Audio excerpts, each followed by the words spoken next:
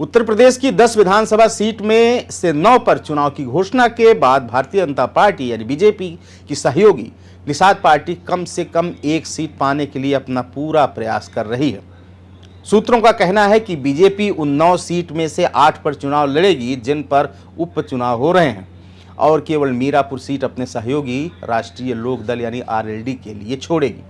सूत्रों के अनुसार निषाद पार्टी बीजेपी से 2 सीट विधानसभा की मांग रही है जो कटेहरी और मझवा है। हालांकि बीजेपी की ओर से उसे सकारात्मक जवाब अभी नहीं मिला है। निषाद पार्टी को उम्मीद है कि बीजेपी गठबंधन धर्म का पालन करेगी और उसे कम से कम एक सीट तो जरूर देगी। उत्तर प्रदेश की जिन विधानसभा सीटों पर उपचुनाव होने हैं उनमें कटेहरी, करहल, मीरापुर, कुंदरकी, फूलपुर, सीसामऊ, गाजियाबाद, मझवा और खैर शामिल है। इसमें से मझवा सीट निषाद पार्टी के पास थी जो उसे साल 2022 की उत्तर प्रदेश विधानसभा चुनाव में मिली थी।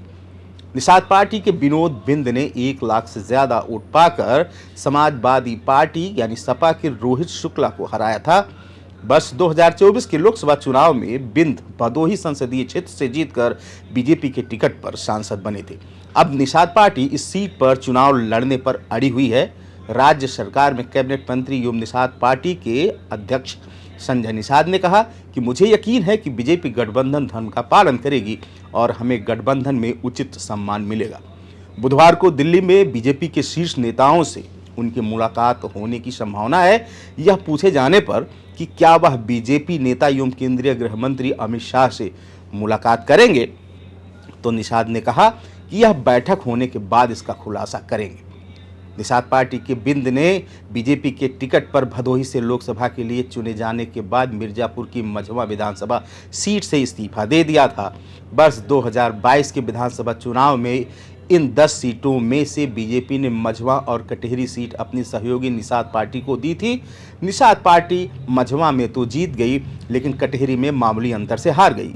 अब देखने वाली बात यह होगी कि क्या लोकसभा की तरह इस उपचुनाव में भी उत्तर प्रदेश में अमित शाह का दखल होगा, क्योंकि संजय निषाद की बातों से तो यही जाहिर हो रहा है कि वह शायद अमित शाह से मिलकर कम से कम एक सीट की मांग करेंगे। अमित शाह और सीएम योगी के संबंधों को लेकर कई तरह की चर्चाएं लगातार चलती रहती हैं और कहा तो यहाँ तक जाता है कि यूपी में शाह का अपना एक गुट है जो उनको फॉलो करता है। अब देखते हैं कि इस मामले में क्या मोड़ आता है।